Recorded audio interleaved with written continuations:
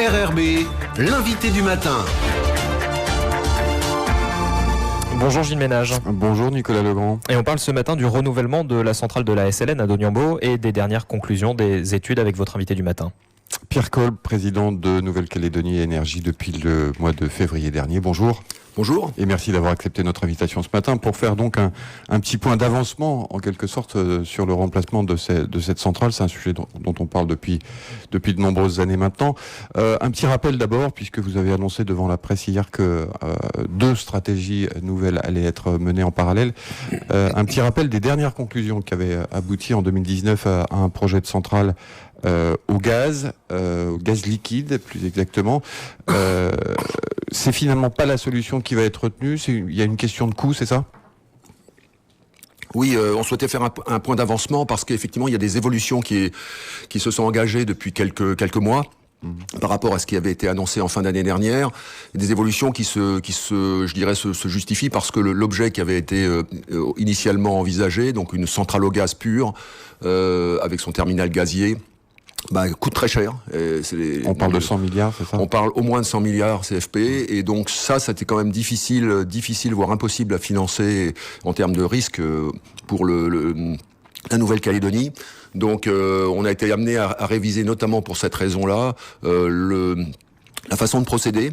Et donc on est parti sur deux directions, sur une direction qui consiste à dire ouvrons un peu plus les choses, essayons de desserrer certaines contraintes et adressons-nous au marché, c'est ce qu'on a appelé la nouvelle stratégie, adressons-nous à des gens qui vont nous fournir non pas une centrale, mais nous fournir directement 1 kWh d'électricité. Donc des producteurs indépendants d'énergie, et c'est ce qui est en cours depuis le mois de mars, où donc de manière mondiale, il y a plusieurs candidats qui répondent actuellement ou qui travaillent actuellement sur une réponse pour NCE. Alors ça veut dire quoi ? Ça veut dire que vous avez lancé un appel à manifestation d'intérêt qui s'adresse aux opérateurs, aux fournisseurs d'électricité du monde entier.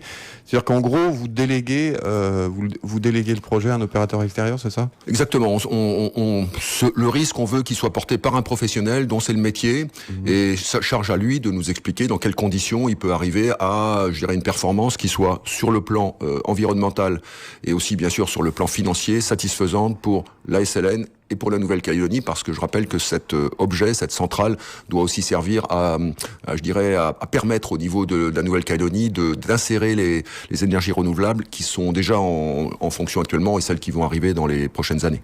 Alors justement, c'est l'une des 2 nouvelles stratégies que vous allez mettre en place, c'est le tout renouvelable. Alors le tout renouvelable, est-ce que c'est possible en Nouvelle-Calédonie ? Alors ça serait une première, donc là encore on est quand même prudent, on va tendre vers le tout renouvelable. Est-ce qu'on y arrivera à 100%? C'est probablement un petit peu ambitieux en tous les cas dans les prochaines années, mais en tous les cas on va y tendre, et ça c'est la deuxième stratégie, la stratégie alternative qui là est travaillée localement avec toutes les parties prenantes, donc SLN, Enercal, l'ACE et notamment la DIMINC aussi, qui nous aide à essayer de concevoir quelque chose qui ait du sens pour la Nouvelle-Calédonie, pour la SLN bien sûr, et pas simplement pour les prochaines années, mais sur une échelle de temps qui, pour nous, porte jusqu'à 2050, puisque c'est à peu près le temps pour mettre en place quelque chose qui permettra à la Calédonie d'être vraiment autonome et certainement à ce moment-là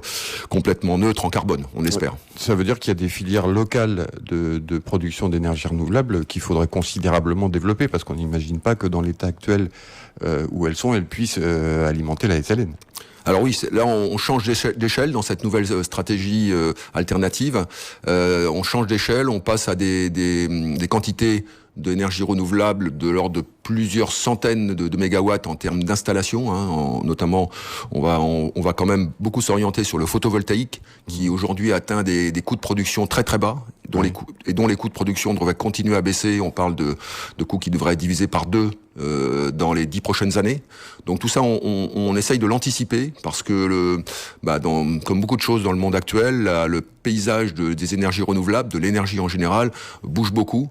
Et ce qui était vrai il y a 5 ans, voire il y a 2 ans, aujourd'hui doit être mis en cause parce que les choses évoluent fortement. Et donc, dans le travail qui est réalisé actuellement, c'est vraiment aussi d'essayer d'anticiper certaines évolutions, tout en sachant qu'elles ne sont pas certaines, mais en étant prêt au cas où. Alors vous avez avancé un chiffre hier, on va prendre un exemple, 1000 mégawatts. 1000 mégawatts, c'est 1000 hectares. Où est-ce qu'on trouve 1000 hectares? On les a, les 1000 hectares en Nouvelle-Calédonie. Mais comment ça s'implante? Parce que c'est une installation énorme. Alors ça sera certainement pas en un seul endroit, ce qu'on imagine, mais effectivement 1000 hectares, ça peut se trouver en Nouvelle-Calédonie. Il faut que ça se trouve en plus dans des régions qui présentent certaines caractéristiques, qui soient plates, et pas trop éloigné, par exemple, du réseau électrique, parce que s'il faut construire des lignes électriques haute tension sur des distances importantes, c'est des coûts importants et on n'aura pas envie de ça. Donc c'est des choses auxquelles on réfléchit aussi. Peut-être l'intérêt de cette stratégie alternative basée sur les énergies renouvelables, c'est que on peut aussi répartir les choses, ce qui n'est pas le cas dans le cas d'une centrale où elle est un endroit unique. Et par exemple, pour le réseau électrique, c'est peut-être plus intéressant d'avoir quelque chose qui est réparti que quelque chose qui est concentré. Alors, vous avez étudié un peu dans le détail ces deux nouvelles stratégies. Ce que vous dites, en gros, c'est qu'il n'y a pas de solution idéale, qu'aucune de ces stratégies n'est totalement satisfaisante à 100%. Oui, alors c'est ça. Je pense qu'il faut que tout le monde ait conscience, et ça c'était un des messages importants qu'on voulait passer, c'est que dans ce bas monde, rien n'est parfait. On n'aura pas une solution idéale, y compris du point de vue environnemental, avec une stratégie basée à 100% sur les énergies renouvelables. On est vertueux, mais cette vertu, elle a un coût écologique. Et vous prenez l'exemple, par exemple, du photovoltaïque. C'est vrai qu'une implantation sur 1000 hectares, c'est une emprise foncière qui potentiellement peut avoir un impact environnemental. Et ça, il faut en être conscient. Et surtout aussi, dans cette stratégie-là, on va parler de moyens de stockage. Donc qui peuvent être aujourd'hui, dans les technologies actuelles, soit des batteries lithium-ion, soit de ce qu'on appelle des STEP, stations de transfert d'énergie par pompage, avec un bassin haut et un bassin bas, et quand on a de l'excédent d'énergie, on pompe du bassin bas vers le haut, et inversement, quand on a besoin d'énergie, on turbine du haut vers le bas. Toutes ces solutions-là, elles ont un impact, elles ont une emprise foncière, elles ont éventuellement un impact sur la biodiversité. Donc ça, on ne le cache pas, on va le prendre en compte, mais globalement, on va essayer d'arbitrer entre des contraintes dans un monde qui, comme on le dit, n'est pas parfait, et on n'aura pas 20 sur 20 sur les réponses qu'on fournira, c'est sûr. Alors cet arbitrage, justement, il est évidemment très important. Est-ce qu'on peut imaginer que si, à la fin du processus, aucune des stratégies, aucune des solutions que vous envisagez n'est rentable pour la SLN, finançable pour la Calédonie et technologiquement viable, est-ce qu'il peut tout simplement ne rien se passer du tout ? Alors c'est pas exclu, c'est vraiment pas ce qu'on cherche, et notamment l'approche qu'on mène là sur une double voie vise à éviter ce problème. L'idée, c'est d'explorer au maximum le champ des possibles. Là, je pense qu'on a ouvert beaucoup de choses.